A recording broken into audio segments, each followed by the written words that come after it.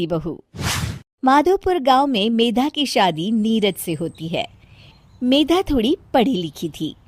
वैसे तो उसमें कोई कमी नहीं थी, लेकिन बात बात में इंग्लिश झाड़ना मेधा की फितरत थी।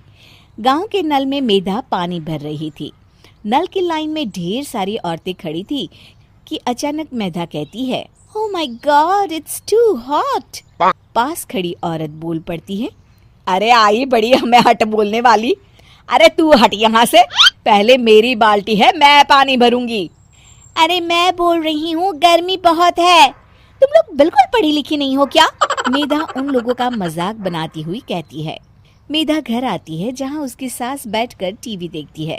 अरे बहू सुन तो जरा, तेरी शिकायतें बड़ी आ रही है। ये तो बात बात पर लोगों के सामने जो अंग्रेजी झाड़ती है ना, लोग तेरा मजाक बनाते हैं। अरे बनाते हैं तो बनाए, मुझे क्या लेना देना भाई, मैं तो मॉडर्न हूँ, अंग्रेजी नहीं तो क्या भोजपुरी बोलूंगी। तभी पास के पिंजरे में बंद तोता बोलता है, हे बुझाए ठीक बोलत माँ, हे बुझाए ठीक बोलत माँ। तोते की बात सुन मेधा मुंह बनाकर वहाँ से निकल जाती है। घर में सब्जी खत्म हो जाती है।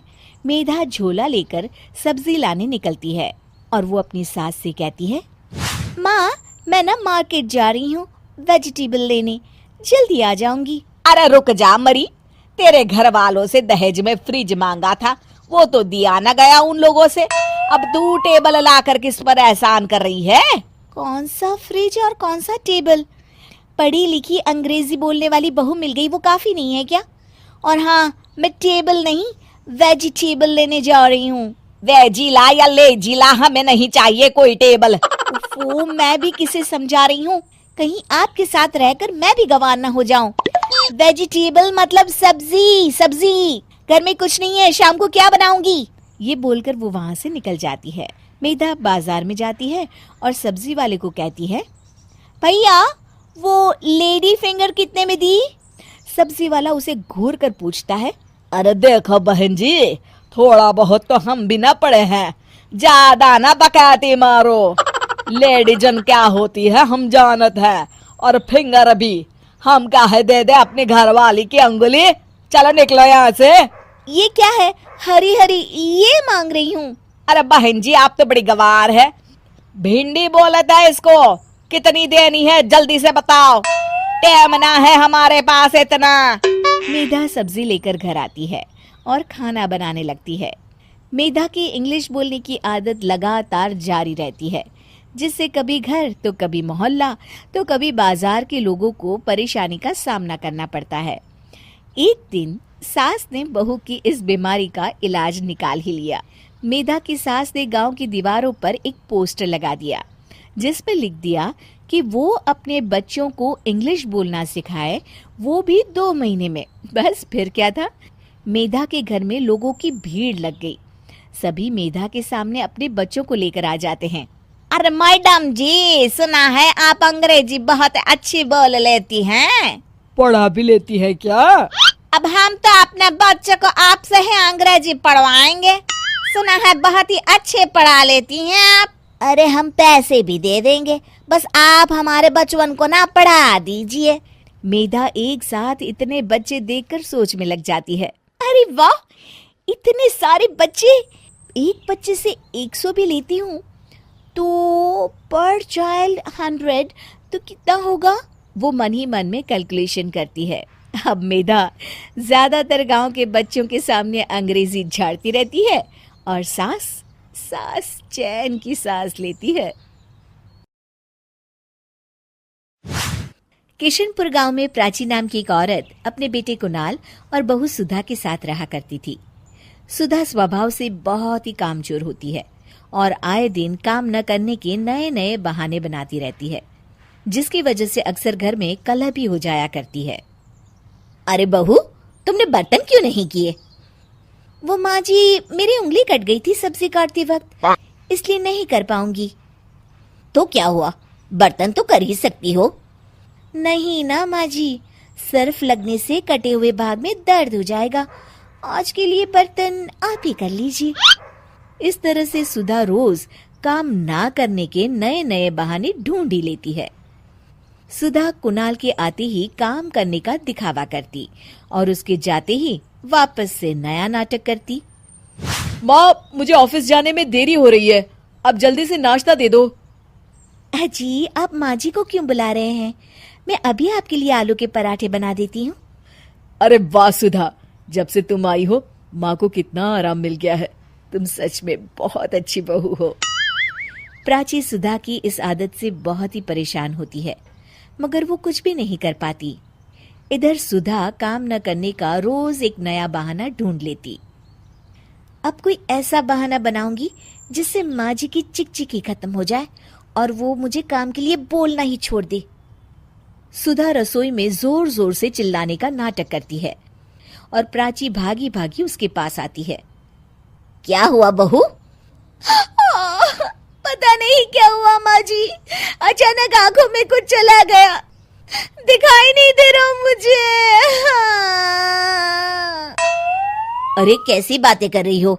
आंखों को अच्छे से धोकर मसलो ना। आंखों को बहुत बार धो लिया मैंने, मगर कुछ भी नहीं दिख रहा अभी।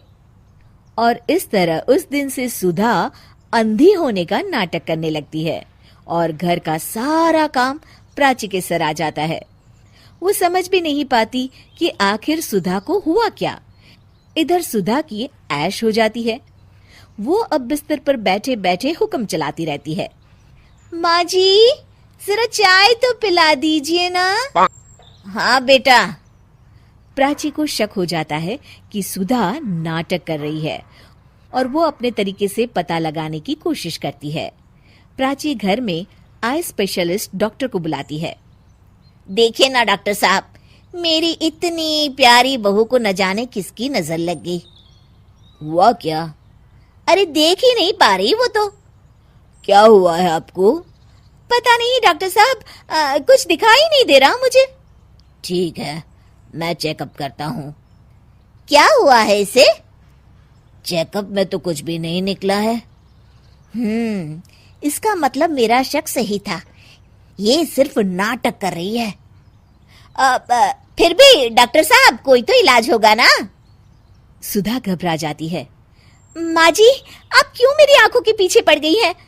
मैं जिंदा हूँ, क्या ये काफी नहीं है? आंखें भी ठीक हो जाएगी ना धीरे धीरे। नहीं बहू, तुम तकलीफ में हो ये मैं देख नहीं पा रही। डॉक्टर साहब आप देखिए ना, कोई तो इलाज होगा इसका। मुझे कोई इलाज नहीं करवाना। मेरी आंखें भगवान की मर्जी की वजह से गई है और उनकी मर्जी की वजह से वापस आ जाएगी। देखिए, मैं दवाई लिख देता हूँ और आप इनको क्लिनिक पर ले आना। डॉक्टर तो चला जाता है, मगर सुधा अपने बिस्तर से टस की मस नहीं होती और अगले कुछ दिन भी प्राची को ही काम करते रहना पड़ता है। पानी सर के ऊपर से गुजर गया है, ये ऐसे नहीं सुधरने वाली। कुछ दिनों बाद प्राची कुछ काम से घर से बाहर गई होती है। हे भगवान, बहुत तेज भूख लगी है, पता नहीं माँ जी कब तक वापस लौटेगी। तब तक अपने लिए कुछ बना ही लेती हूँ।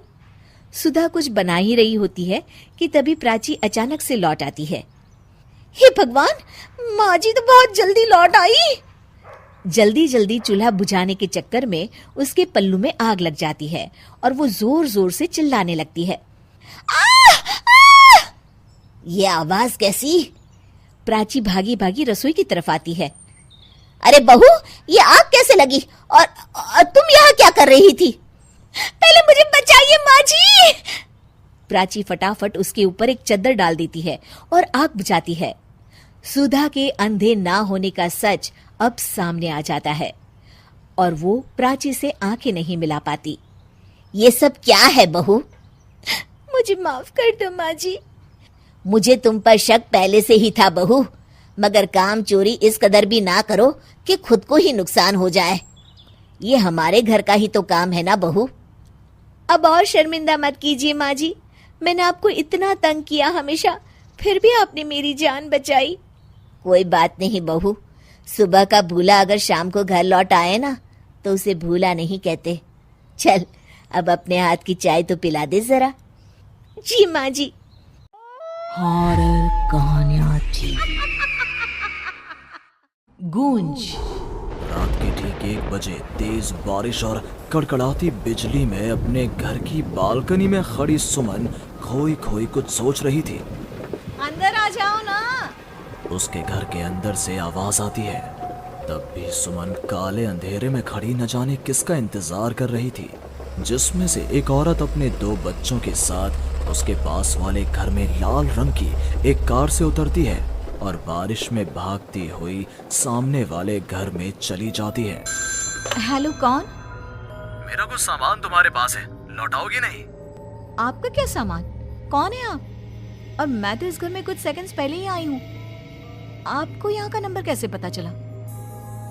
मम्मी, हो सकता है कि जो फैमिली यहाँ पहले रहती हो, ये कॉल उनके लिए हो। नहीं नहीं, ऐसा नहीं है। बाहर कड़कड़ाती बिजली एक अनजान आदमी के फोन ने नेहा को डरा दिया था। वो फौरन कॉल रख देती है। चलो बच्चों, कमरे में चलते हैं, मैं तुम्हें सुला देती हूँ। पर यहाँ इतने अंधेरे में तो कुछ भी नहीं दिख रहा मम्मी। फ्लैश लाइट ऑन करो ना। नेहा फ्लैश ऑन करती है, जहां उसे ऊपर जाने की सीढ़ियां दिखती हैं और चारों तरफ सफेद कपड़ों से ढके हुए फर्नीचर। तभी नेहा की 3 साल की बेटी उससे कहती है, मम्मा घोस्ट। नो माय लव, ये तो वाइट क्लोथ्स हैं। चलो ऊपर, मम्मा आपको स्टोरी सुनाएगी, सुननी है ना? चलो चलो चलो। नेहा स्ट्रॉबेरी को गोद में उठाती है और रोहन के साथ सीढ़ियां चढ़ना शुरू करती है। एक एक कदम उसे ऐसा एहसास हो रहा था मानो वो सीढ़ियों पर नहीं दलदल में कदम रख रही हो। ये मेरे पैर सीढ़ियों में धंस क्यों रहे हैं? बहुत देर चलने के बाद सीढ़ियां खत्म होती हैं। ऐसा लग रहा है मानो मैं जन्म से बस चल ही रही हूँ। जैसे तैसे थकी हारी नेहा ऊपर कमरे में पहुंचती है। जैसे ही फ्लैश बेड पर पड़ता है, वो देखती है कि उसके दोनों बच्चे पहले से ही बिस्तर पर सो रहे हैं। मेरा सर चकरा रहा है। बच्चे तो मेरी गोद में थे, यहाँ कैसे आ गए? और वो भी मुझसे पहले। नेहा कुछ समझ नहीं पाती और बेसुध होकर जमीन पर गिर पड़ती है। अगली सुबह उसकी आंखें सूरज की किरणें चेहरे पड़ने से खुलती हैं। नेहा बालकनी में जाती है, जहां उसे सुमन अपने बालकनी में खड़ी दिखती है। ऐसा लग रहा था मानो सुमन रात भर से वहीं खड़ी थी। सुमन नेहा को मुस्कुराकर देखती है। हेलो, मैं यहाँ कल ही शिफ्ट हुई हूँ। मेरे हस्बैंड का यहाँ ट्रांसफ़र हुआ है। आसपास कहीं घर ही नहीं मिला, तब 40 किलोमीटर दूर यहाँ ये घर मिला। आप यहाँ पर कब से हैं? पता नहीं, सालों हो गए, यहाँ कोई आया ही नहीं। पर अब तुम आई हो तो राहत सी लगी। आओ ना घर पर। हाँ हाँ, क्यों नहीं, मुझे भी कंपनी मिल जाएगी। वैसे कल रात ना यहाँ कुछ अजीब महसूस किया मैंने। मैं आकर बताती हूँ। नेहा सुमन से मिलने उसके घर जाती है और पिछली रात हुए इंसिडेंट के बारे में उसको बताती है। ये तो कुछ भी नहीं है नेहा। ऐसे तो कई इंसिडेंट्स मेरी एक फ्रेंड के साथ भी हुए हैं और रोज होते ही हैं। सुमन अपनी कार में बैठी अपने नए ठिकाने की ओर बढ़ रही थी। जंगल के बीच से गुजरती वो खुद से कहती है, ये सिविल इंजीनियर्स की लाइफ ना बड़ी मुश्किल है। कहाँ जंगल झाड़ी में रहना पड़ेगा। कार एक घर के पास रुकती है। लीजिए मैडम, हम आ गए। आपको कुछ जरूरत हो तो मुझे कॉल कीजिएगा। मैं ये बगल वाले घर में ही हूँ। सुमन घर के अंदर जाती है। डाइनिंग टेबल पर पहले ही खाना रखा हुआ था, पानी का ग्लास भी, टीवी ऑन ही था। ऐसा लग रहा था मानो अभी अभी यहाँ कोई था या है। चलो, कंपनी अच्छी है, सब अरेंजमेंट्स मेरे आने के पहले ही कर रखे हैं। सुमन खाने की टेबल पर बैठती है, जहाँ 5 लोगों का खाना परोसा हुआ था।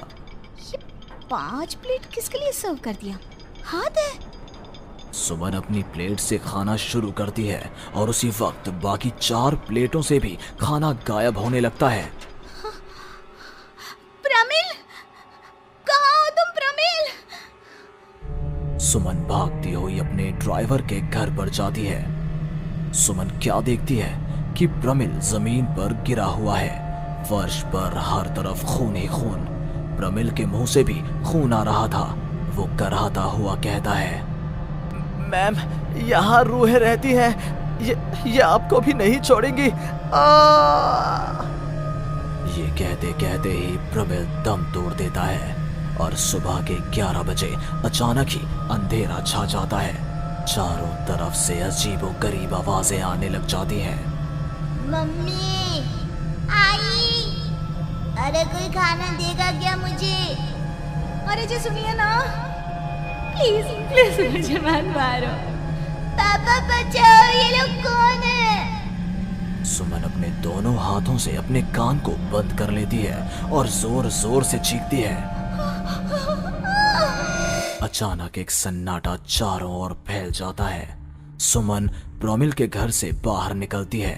चारों ओर घुप अंधेरा, वो भी कुछ देख नहीं पाती और वापस अपने घर की ओर लौट आती है।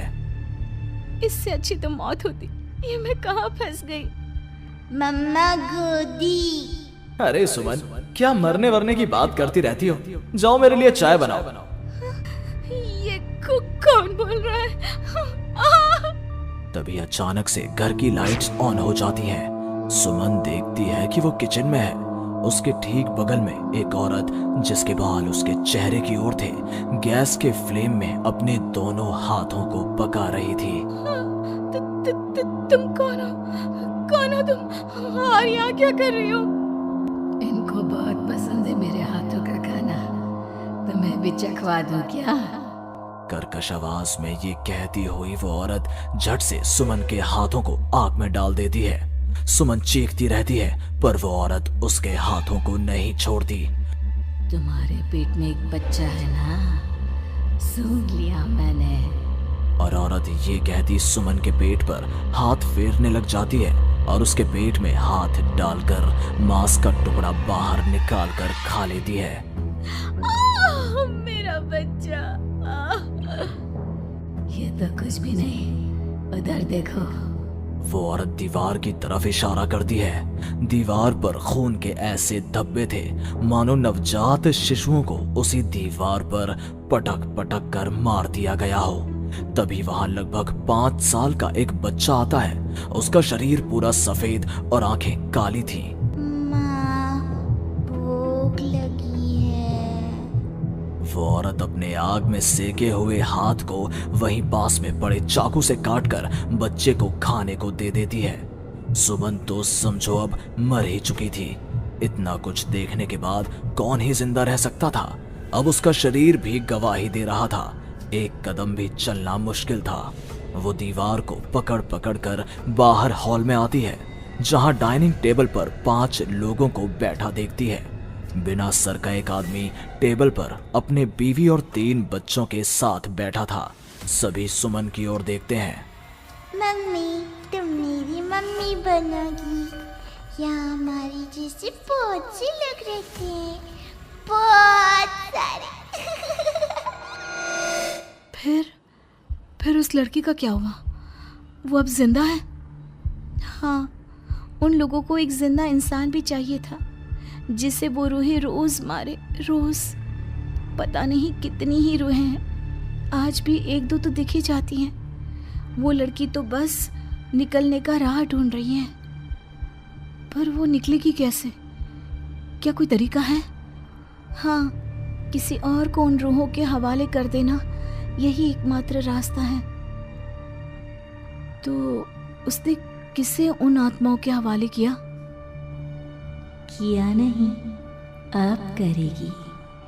तुम्हें ये वही घर है और वो लड़की मैं हूँ। अलविदा नेहा। हॉरर कहानियाँ थी। गाना। आज 20 सालों बाद रमेश अपनी दुल्हन नैना के साथ अपने गांव के अपने पुराने घर आता है। सभी लोग बहुत खुश थे। रूपा भी अपनी बहू का स्वागत करने में लगी थी। पर ये क्या, रूपा जैसे ही अपनी बहू की आरती उतारने जाती है, अचानक से तेज हवाएं चलने लगती है। घर की लाइट चली जाती है और आरती का थाल का दीपक बुझ जाता है। माँ, ये सब क्या हो रहा है? अचानक से ये मौसम कैसे बदल गया? अरे बेटा, ये गांव है। गांव में अक्सर ऐसा ही होता है। किसी भी वक्त मौसम बदल जाता है और कभी भी लाइट चली जाती है। दीपाली बेटा, किचन से मोमबत्तियां तो ले आ। रूपा के कहने पर दीपाली किचन में मोमबत्ती लेने जाती है। लाइट ना होने की वजह से घर में काफी अंधेरा था, इसलिए दीपाली अपने फोन का टॉर्च ऑन करती है और टॉर्च ऑन करते ही उसे महसूस होता है जैसे कोई उसके सामने से गुजरा हो। मुझे ऐसा क्यों महसूस हुआ कि मैंने अभी यहाँ किसी को देखा? क्या सच में यहाँ कोई था या ये सिर्फ मेरा वहम था? अरे दीपाली बेटा, मिले कि नहीं मोमबत्ती? हाँ हाँ माँ, बस अभी लाती हूँ। दीपाली सारी बातों को भूलकर मोमबत्ती जलाती है और जैसे ही मोमबत्ती लेकर वापस बाहर जाने के लिए पीछे मुड़ती है तो उसके सामने एक 10 साल की छोटी बच्ची खड़ी होती है। उस बच्ची की एक झलक देखते ही दीपाली डर जाती है और जोर जोर से चिल्लाने लगती है। तभी अचानक से लाइट आ जाती है। दीपाली की आवाज सुनकर शंकर और छोटा भाई पवन उसके पास पहुंचते हैं। क्या हुआ दीपावली बेटा? पापा, मैंने किसी को देखा। दीदी यहाँ पर कोई नहीं है। अंधेरे में वहम हुआ होगा आपको। अब चलो, दरवाजे पर भैया भाभी कब से खड़े हैं। दीपाली भी इसे अपना एक वहम समझकर सबके साथ बाहर चली जाती है, जहां वो लोग अपनी भाभी का स्वागत करते हैं। नैना अपने पैरों से कलश को गिराकर थाल में पैर रखती है और घर के अंदर जाती है। सब घर के अंदर चले जाते हैं। भाभी, मैं आपकी ननद नहीं, आपकी छोटी बहन और फ्रेंड की तरह हूँ। इसलिए कभी भी आपको ये लगे कि भैया आपको सता रहे हैं तो आप उनकी शिकायत मुझसे कर देना। भाभी भैया की शिकायत करे या ना करे, पर मुझसे और माँ से तेरी शिकायत जरूर करेगी। सभी आपस में बैठकर हंसी मजाक कर रहे थे। नैना भी घूंघट किए अपने बिस्तर पर बैठी थी। वो सब आपस में बात कर ही रहे होते हैं कि तभी उन्हें एक अजीब डरावनी आवाज सुनाई देती है और कमरे की खिड़की अपने आप ही खुल जाती है। मुझे इसीलिए गांव पसंद नहीं। गांव में ऐसी ही डरावनी आवाजें आती हैं। मैंने तो सुना है गांव में बहुत सारे भूत भी होते हैं और इस मौसम को पता नहीं क्या हो रहा है। मुझे तो बहुत डर लग रहा है। मैं तो अपने कमरे में जा रही हूँ सोने। बाय भाभी, हम कल बात करेंगे। अब सब अपने कमरे में सोने चले जाते हैं। नैना अपने कमरे में बिल्कुल अकेली थी। कुछ देर बाद रमेश अपने कमरे में आता है और देखता है कि नैना खिड़की के पास खड़ी होकर बाहर की ओर एक टक नजरें लगाकर देख रही थी। क्या हुआ नैना, बाहर क्या देख रही हो? मैं बाहर का मौसम देख रही हूँ रमेश जी। इस मौसम को देखकर ऐसा लग रहा है जैसे आज कोई अपना बदला लेने के लिए आया है। तुम क्या बोल रही हो, मेरी कुछ समझ में नहीं आ रहा। और वैसे भी रात काफी हो चुकी है, अब हमें भी सो जाना चाहिए। चलो। इतना बोलकर रमेश सोने के लिए बिस्तर पर लेट जाता है, पर नैना अब भी खिड़की के पास ही खड़ी होती है। रमेश के सो जाने के बाद नैना अपनी सास के कमरे में जाती है और अपनी सास के पास बैठकर रोने लगती है, जिसे सुन सास की नींद खुल जाती है। बहू, अरे क्या हुआ बहू? तू इतनी रात को यहाँ मेरे कमरे में बैठकर रो क्यों रही है? मम्मी जी, आपने मुझे क्यों नहीं अपनाया? आपको पता है, आपकी वजह से मुझे और मेरे परिवार वालों को गांव वालों के कितने ताने सुनने पड़े। तू मेरी बहू नहीं है? कौन है तू? मम्मी जी, मैं आप ही की बहू हूँ। आपने मुझे अब भी नहीं पहचाना? इतना बोलते ही नैना की आंखें लाल हो जाती हैं। वो जोर जोर से हंसने लगती है। मौसम का रुख बदल जाता है। कमरे की खिड़कियां और दरवाजे अपने आप ही खुलने और बंद होने लगते हैं। देखते ही देखते नैना हवा में उड़ने लगती है और वो अपनी आंखों के इशारे से अपनी सास को भी हवा में लटका देती है। तेरी वजह से मुझे और मेरे घर वालों को ताने सुनने पड़े।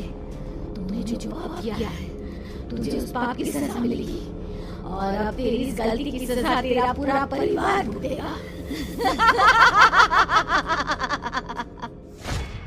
इस तरह से नैना बड़ी ही बेरहमी से अपनी सास को मार डालती है और आराम से अपने कमरे में जाकर सो जाती है। अगली सुबह जब घर वालों को कमरे में रूपा की लाश मिलती है तो उन लोगों के पैरों तले जमीन खिसक जाती है। कल तक माँ बिल्कुल ठीक थी, फिर अचानक ऐसा क्या हुआ रात को कि माँ हम सबको छोड़कर चली गई।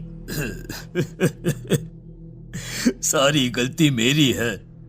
बेटे की शादी की खुशी में मैं ही रात को घर वापस नहीं आया और चला गया अपने गांव के दोस्तों से मिलने। अगर रात को मैं अपनी रूपा के साथ होता तो शायद आज वो हमें छोड़कर न जाती।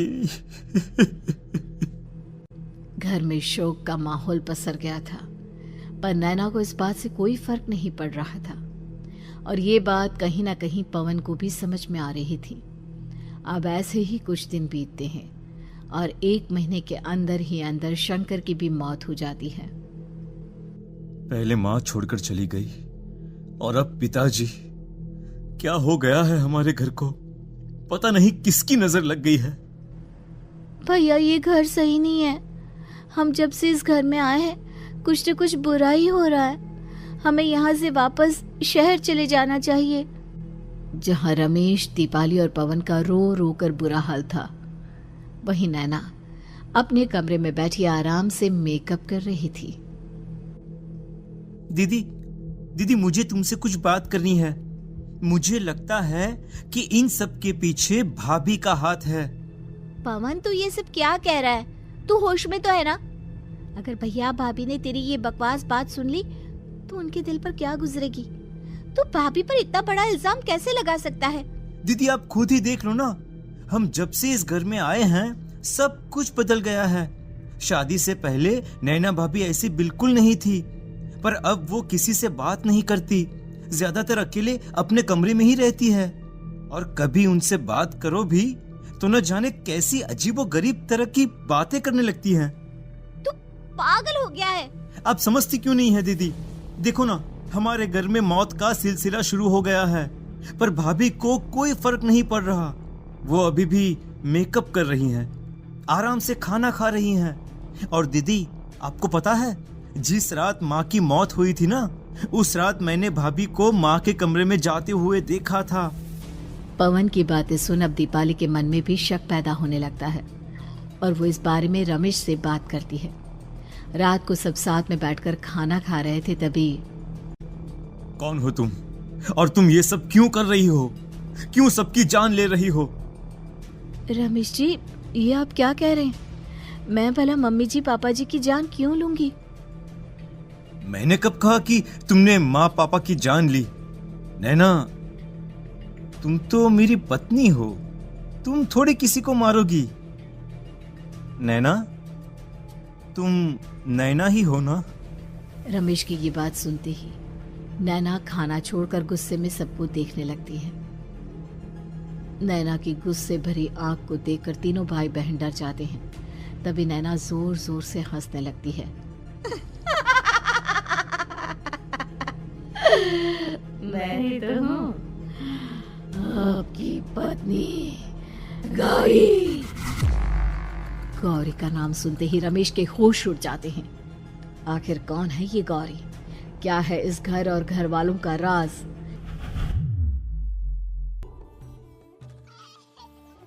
हमारे दोनों बच्चे एक साथ कितने अच्छे लग रहे हैं ना।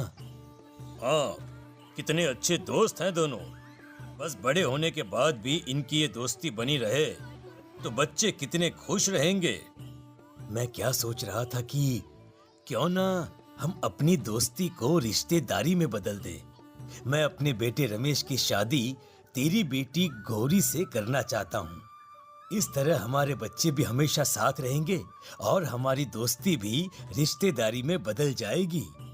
शंकर की इस बात से उसके दोस्त को बहुत अच्छा लगता है और वो अपनी बेटी की शादी रमेश से करवाने के लिए तैयार हो जाता है। बहुत जल्द दोनों परिवार मिलकर बचपन में ही रमेश और गौरी की शादी करा देते हैं। अरे शंकर, अपने बच्चों की शादी करवा कर हमने अपनी दोस्ती को रिश्तेदारी में बदल तो लिया, पर मैं चाहता हूँ कि अपनी गौरी का गौना 2 साल बाद करूँ ताकि वो थोड़ी समझदार हो जाए। अरे हाँ हाँ दोस्त, बिल्कुल, हमें कोई दिक्कत नहीं है।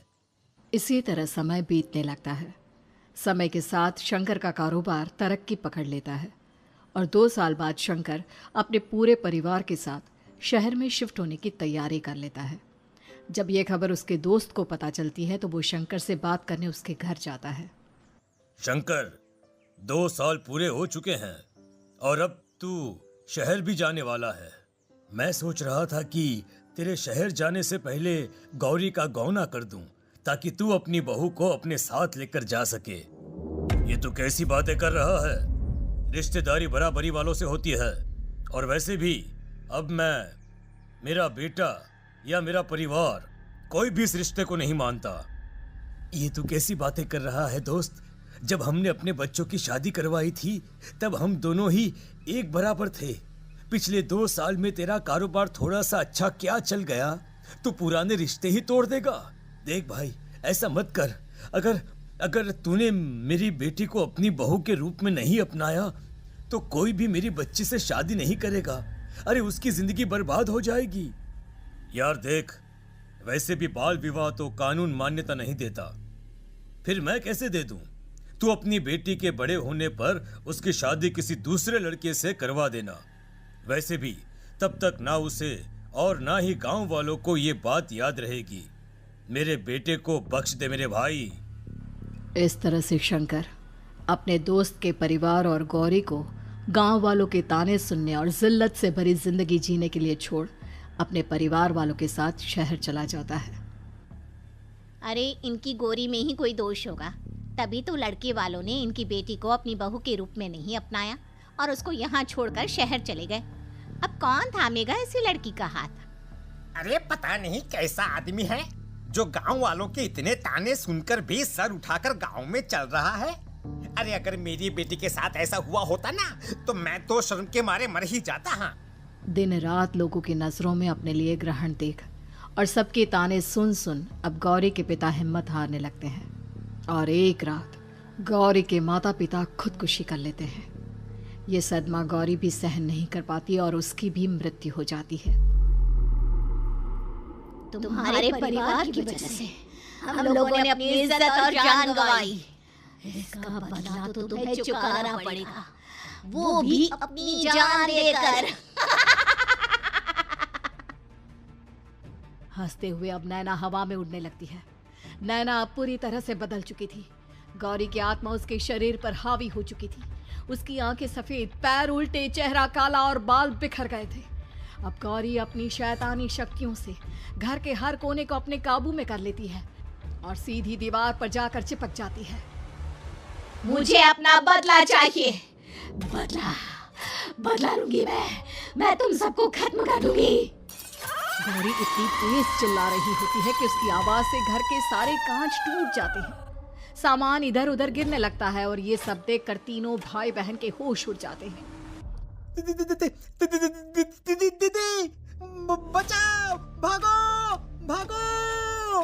उन तीनों को अपनी जान बचाने के लिए यहाँ से वहां भागता देख गौरी जोर जोर से हंसने लगती है। तभी दीपाली घर से बाहर निकलने लगती है, जिसे देख गौरी गुस्से में अपनी शक्तियों से तुरंत घर का दरवाजा बंद कर दीपाली को हवा में उड़ा देती है। बाहर भागेगी, मुझसे बचकर भागना चाहती है? कोई नहीं बचेगा, आज तुम सब मरने वाले हो। अचानक घर में भूतिया आवाजें गूंजने लगती है, तेज हवाएं चलने लगती हैं। सोफा, टेबल, कुर्सी सब हवा में उड़ने लगता है। ये सब देखकर रमेश, दीपाली और पवन की रूह कांप जाती है। घर में ये सब होते हुए और अपनी बहन को हवा में उड़ते हुए देख रमेश और पवन को भी समझ में नहीं आ रहा था कि वो क्या करे, कैसे अपनी जान बचाए।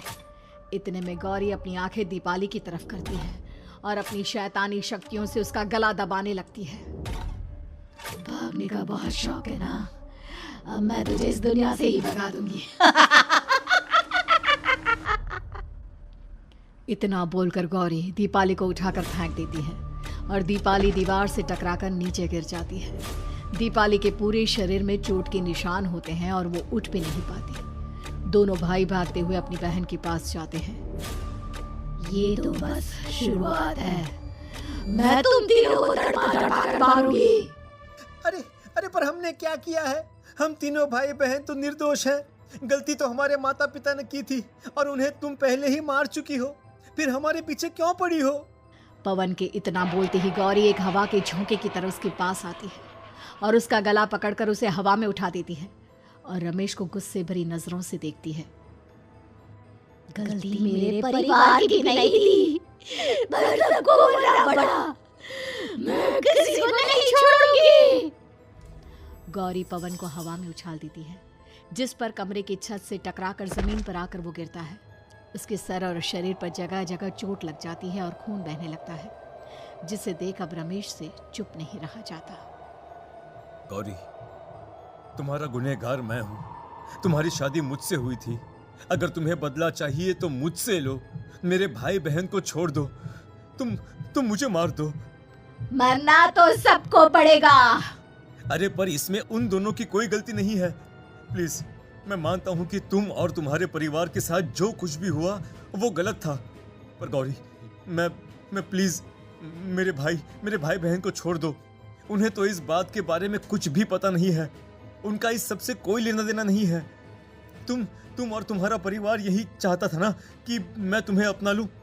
उस समय मैं बच्चा था, मेरे पास इतनी समझ नहीं थी, पर आज मैं तुम्हें तुम्हारे इसी रूप में अपनाता हूं। मेरे साथ जो करना है कर लो, बस मेरे भाई बहन की जान बख्श दो उनकी जान। रमेश की ये बात सुनकर गौरी का गुस्सा थोड़ा शांत होता है।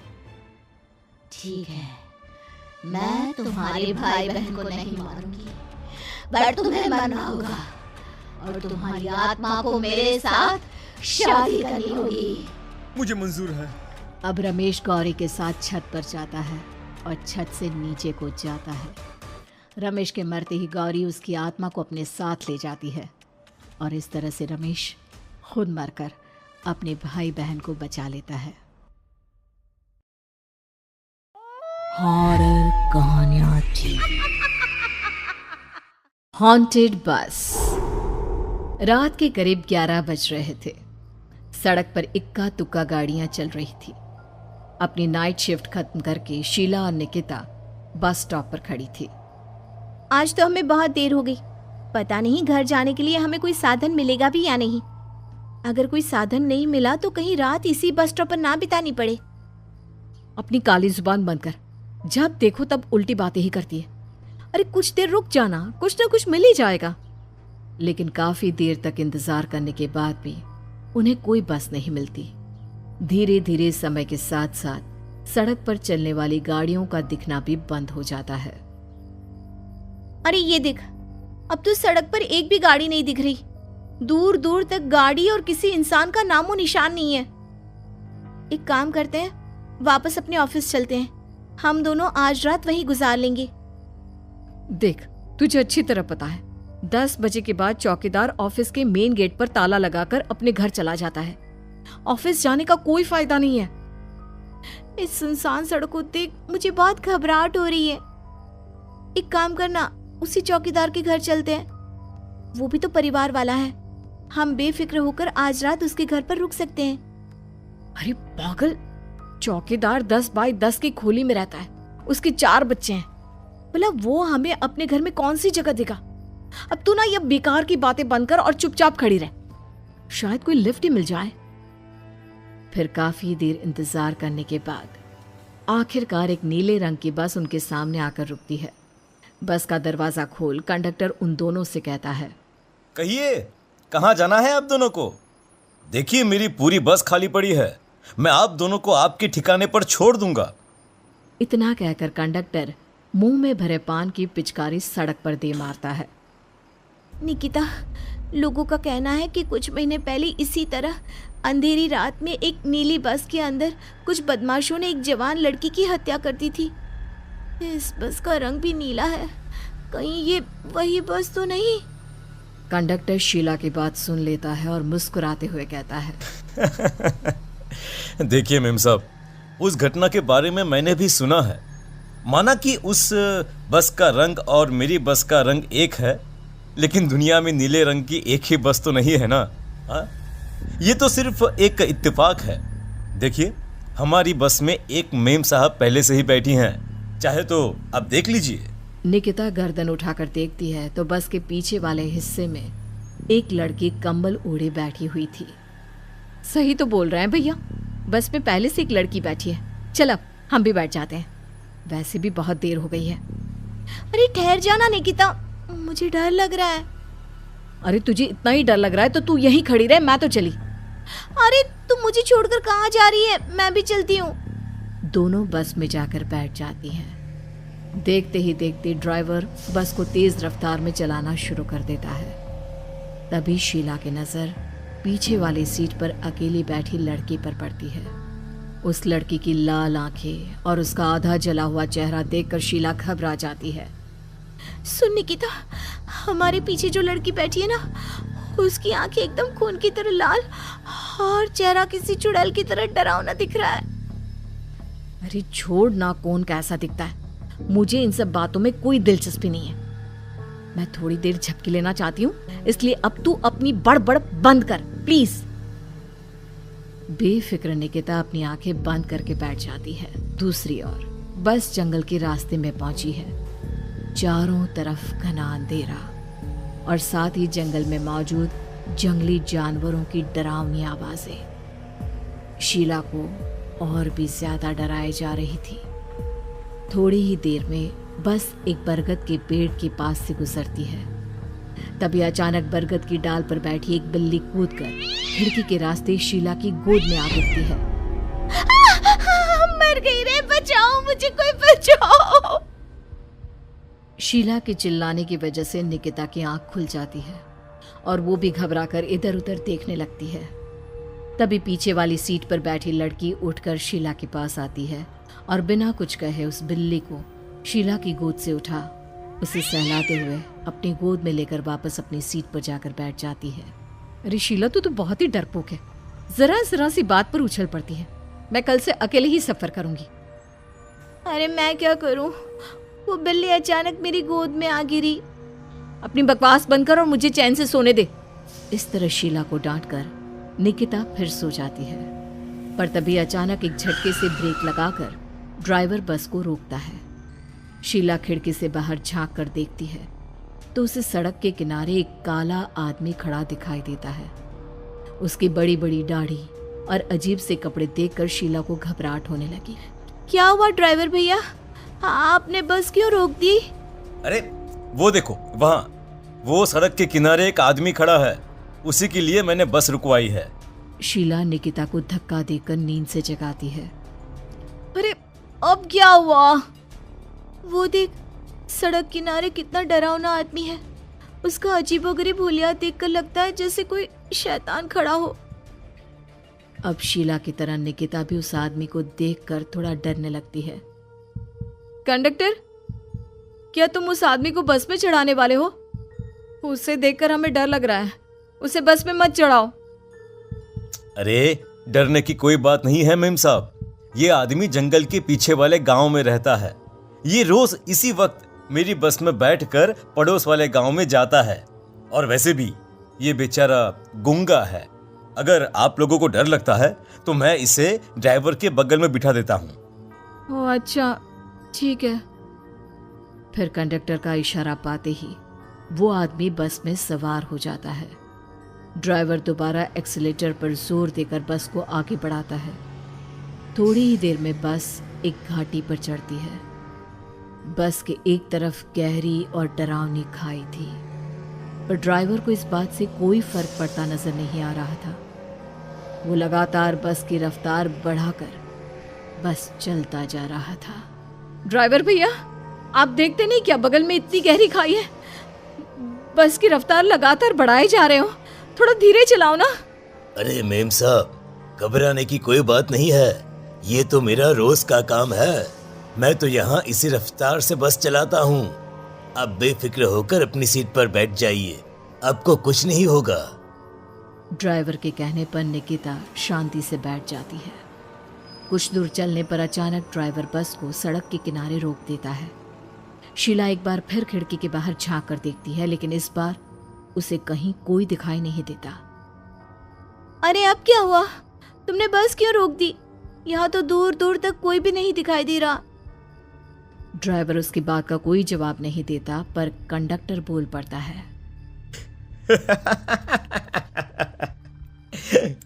ये हमारी फेवरेट जगह है। हम अपने सारे अच्छे काम यहीं पर करते हैं। अब हमारा प्रोग्राम खत्म होने के बाद ही बस यहाँ से आगे बढ़ेगी।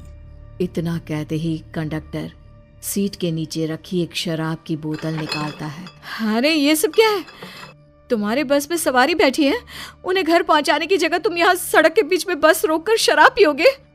बस में लड़कियों के बैठे हुए भी तुम्हें ये सब करते हुए शर्म नहीं आती? कंडक्टर कोई जवाब नहीं देता और मुस्कुराते हुए शराब पीने लगता है। तभी ड्राइवर और दूसरा आदमी भी कंडक्टर के साथ मिलकर शराब पीने लगते हैं। निकिता, मुझे इन तीनों के इरादे कुछ ठीक नहीं लगते। हमने इस बस में बैठकर बहुत बड़ी भूल कर दी। तू घबरा मत, मैं हमेशा अपने पर्स में छोटा सा चाकू रखती हूँ। उसके रहते ये तीनों हमारा कुछ नहीं बिगाड़ पाएंगे। देखो गज्जू भैया, हमारी बस में इस समय 3 जवान लड़कियां बैठी हैं। कहो कहो सबसे पहले किसका शिकार किया जाए? मैं तो कहता हूँ कि सबसे पहले वो जो पीछे अकेले जो बैठी है ना, उसे पकड़ कर लाओ। उसके बाद इन दोनों का प्रोग्राम फिट करेंगे। ठीक है, जैसी तुम्हारी मर्जी। अब वो आदमी पीछे वाली सीट पर बैठी लड़की के पास पहुंचकर उसका हाथ पकड़ लेता है, लेकिन तभी अचानक उस लड़की की आंखें जरूरत से ज्यादा बड़ी और लाल होने लगती है। उसका चेहरा गुस्से से लाल और उसके मुंह से नुकीले दांत दिखने लगते हैं। अरे अरे अरे ये क्या? ये लड़की अचानक इतनी खतरनाक कैसे बन रही है? इतने में वो लड़की उस आदमी को उठाकर वहीं सीट पर पटक देती है। मुझे हाथ लगाएगा, तेरी इतनी हिम्मत! जोर से चीखते हुए वो लड़की उस आदमी पर हमला कर देती है और पल भर में ही उस आदमी का काम तमाम हो जाता है। ये देख ड्राइवर और कंडक्टर के होश उड़ जाते हैं। इतने में ड्राइवर अपनी जान बचाने के लिए तुरंत बस से बाहर कूद जाता है, पर तभी बस के पीछे की तरफ से तेजी से आ रहा एक ट्रक उसे कुचल कर चला जाता है। एक ही पल में अपने दोनों साथियों की मौत देख अब कंडक्टर के हाथ पैर कांपने लगते हैं। ये सब देख निकिता और शीला के भी होश उड़ जाते हैं। वो चुपचाप अपनी सीट पर ही छुप कर बैठी रहती हैं। अरे अरे कौन हो तुम? और तुम इतनी भयानक कैसे बन गई? अब वो लड़की गुस्से में गुर्राते हुए कंडक्टर का गला पकड़ लेती है।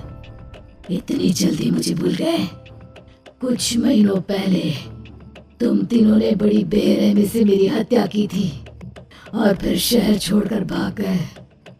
कई दिनों से मैं तुम तीनों के इंतजार में भटक रही थी। आज जाकर मेरा बदला पूरा होगा।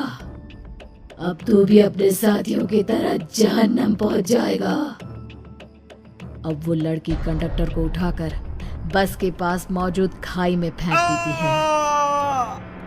कंडक्टर एक बड़े पत्थर से जा टकराता है और उसकी भी मृत्यु हो जाती है। दूसरी तरफ ये सारा नजारा देख शीला और निकिता बेहोश हो जाती है। अगली सुबह जब उन दोनों को होश आता है तो वो अपने आप को एक सरकारी अस्पताल में पाती है। हॉरर कहानियां थी। खूनी गुड़िया। वो आवाज। आधी रात का वक्त हो चुका था। पड़ोस वाले घर से फिर से किसी बच्चे की रोने की आवाज सुनाई देने लगी और साथ में उसी घर में रहने वाली देवकी नाम की औरत की लोरी गाने की आवाज भी। ये आवाज सुनते ही राधिका डर से थर थर कांपने लगी। उसने जल्दी से गहरी नींद में सोए अपने पति केशव को जगाया। केशव उठो, देखो ना, फिर से किसी की लोरी गाने की आवाज आ रही है बाजू वाले घर से। क्या हुआ राधिका? क्यों परेशान हो रही हो? अरे कोई आवाज नहीं आ रही है यार। लेकिन अभी बस 2 मिनट पहले तो देव की लोरी गा रही थी और एक बच्चा रो रहा था। अरे कोई मूवी देख रहा होगा, उसकी आवाज होगी। देवकी और उसके पति मोनिश ने बताया ना कि उनके बच्चे नहीं होते। उस घर में कोई बच्चा नहीं है। अब ना तुम भी सो जाओ और मुझे भी सोने दो। लेकिन अभी बस 2 मिनट पहले तो देव की लोरी गा रही थी और एक बच्चा रो रहा था। राधिका हैरान थी कि आवाज सिर्फ उसे ही सुनाई क्यों देती थी। लेकिन जब उसके पति केशव ने उसकी बात नहीं सुनी तो वो सोने की कोशिश करने लगी। लेकिन राधिका के कानों में किसी छोटी बच्ची के हंसने की आवाज गूंजने लगी। राधिका बुरी तरह से डर गई थी। अगली सुबह मैं दुकान जा रहा हूँ, आज माल खत्म हो रहा है दुकान में। इन दिनों पता नहीं क्यों लोग जमकर खिलौने खरीद रहे हैं। आज बड़े बाजार जाकर सारे खिलौने ले आता हूँ। आप रात होने से पहले आ जाएंगे ना? लगता है तुम देवकी से अभी तक डरी हुई हो। अच्छा ठीक है, देखो घर के पीछे वाली गैलरी में मत जाना, क्योंकि वहां से तुम्हें अक्सर देवकी नजर आती है और तुम ना फिर डर जाती हो। ठीक है केशव, मैं आज उधर जाऊंगी ही नहीं। जब भी उधर देखती हूँ कुछ डरावना ही नजर आता है। केशव दुकान चला जाता है। तभी अचानक राधिका को याद आता है कि घर की गैलरी में उसने कुछ कपड़े सुखाए थे। डरते हुए वो वहां जाती है। दूसरी तरफ देवकी की गैलरी नजर आती थी। राधिका जैसे ही कपड़े लेकर वापस आने को पलटती है, उसकी नजर सामने देवकी की गैलरी में पड़ी। वहां एक 4 साल की बच्ची खड़ी होकर उसे घूर रही थी। हे भगवान, ये कौन है? कौन है ये? मैं इससे पूछूं कि इसका नाम क्या है? हाँ, पूछ लेती हूँ, फिर केशव को बताऊंगी। वो मेरी बात पे भरोसा नहीं करते ना। बेटा, कौन हो तुम? हाँ, तुम्हारा नाम क्या है? गुड़िया।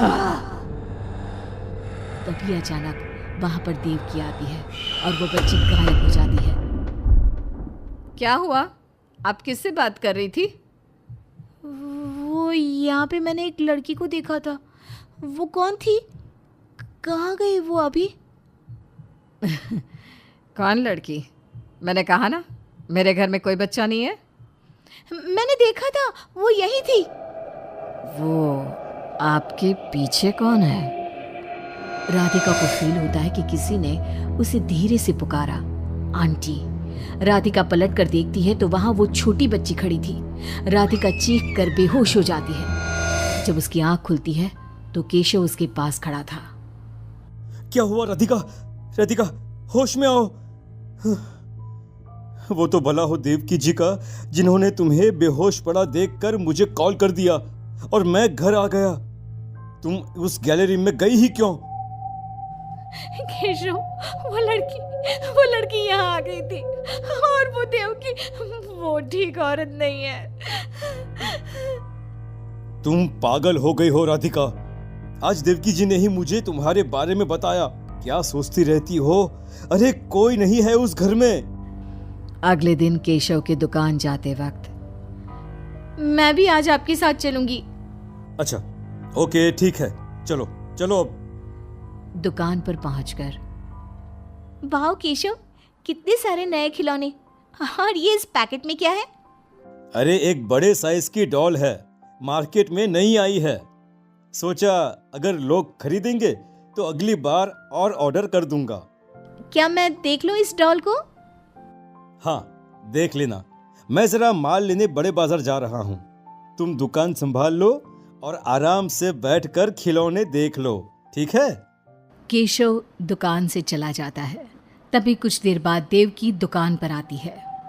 कैसी हो तुम? तुम यहाँ क्या लेने आई हो? गुड़िया। गुड़िया? मेरा मतलब, तुम गुड़िया का क्या करोगी? तुम्हारे घर में तो बच्चे। तुम मुझे गुड़िया दिखाओ, बस बड़ी वाली गुड़िया। राधिका घबराते हुए बड़ी डॉल का पैकेट खोलती है। बिल्कुल ऐसी ही डॉल चाहिए। आज वो खुश हो जाएगी इसे देखकर। कौन खुश हो जाएगी? देवकी अजीब नजरों से राधिका को देखती है और बिना कुछ कहे पैसे देकर चली जाती है। उसके जाने के बाद राधिका शॉप के अंडरग्राउंड में नए टॉयज का मॉल चेक करने जाती है। वहां बच्चों का एक झूला था। राधिका ने देखा कि वो झूला हिल रहा था, जैसे अभी अभी कोई वहां से उतरा हो। राधिका को किसी छोटे बच्चे की आवाज आती है। कौन है वहां? वही छोटी लड़की जो देविका के घर दिखी थी, राधिका के सामने आ जाती है। आंटी, मुझे गुड़िया चाहिए, वो बड़ी वाली। मेरे पास कोई गुड़िया उड़िया नहीं है। बड़ी गुड़िया चाहिए मुझे, दे दो, नहीं तो मैं ये सारे खिलौने जिंदा कर दूंगी और फिर वो आपको मार डालेंगे। खानो तुम, मैंने कहा ना नहीं है मेरे पास बड़ी गुड़िया। अभी तो थी ना, कहाँ गई? वो देवकी ले गई अपने साथ। अभी जाओ और मेरी गुड़िया लेकर आओ, वरना। उस छोटी लड़की के नाखून बड़े हो जाते हैं और पैर उल्टे, वो बहुत ही खौफनाक दिखने लगती है। नहीं नहीं, देखो, मैं अभी जाकर तुम्हारी गुड़िया लाती हूँ, तुम यहीं रुको। नहीं, मैं तुम्हारे साथ चलूंगी, कहीं तुम भाग गई तो। राधिका शॉप से निकलकर तेज स्पीड में सड़क पे चलने लगती है। उसने पलट के देखा तो वो लड़की साए की तरह उसका पीछा कर रही थी। राधिका देवकी के घर पहुंचती है। दरवाजा खुला था। राधिका अंदर गई, वहां कोई नजर नहीं आया, बस सामने वो गुड़िया रखी थी। राधिका चुपचाप गुड़िया को उठा के वहां से आने लगती है। पीछे से आवाज आती है, रुको, ये क्या कर रही हो? मेरी गुड़िया कहाँ ले जा रही हो? देखो देवकी, ये गुड़िया मुझे ले जाने दो, वरना वो लड़की। ओह, तो उसने तुम्हें डराया। उसे तो मैं बुलाती हूँ। गुड़िया, जरा यहाँ आना बेटा। मम्मा क्या हुआ? मेरी लाडो गुड़िया को बहुत पसंद है। देखो ना, 10 साल की हो गई, अब तक डांस से खेलती है। ये तो वही लड़की है, और ये 10 साल की नहीं 5 साल की है। हाँ, लेकिन जब उस कार एक्सीडेंट में मर गई तब 5 की थी, अब तो 10 की हो गई है ना।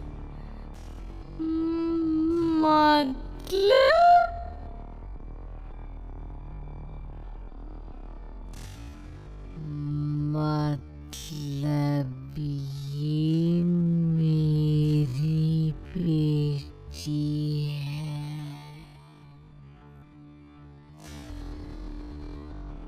और मरने के बाद भी मेरे साथ है।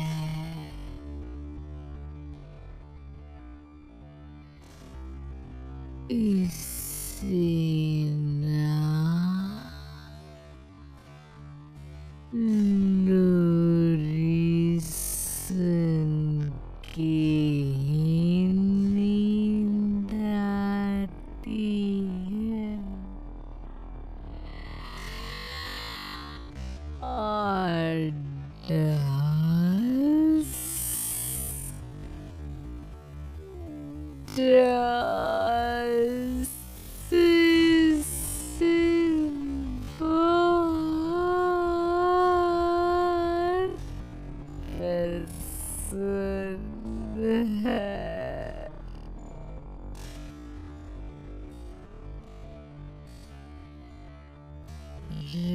राधिका बुरी तरह से घबरा के भागती है। भागते भागते मेन रोड पे आ जाती है।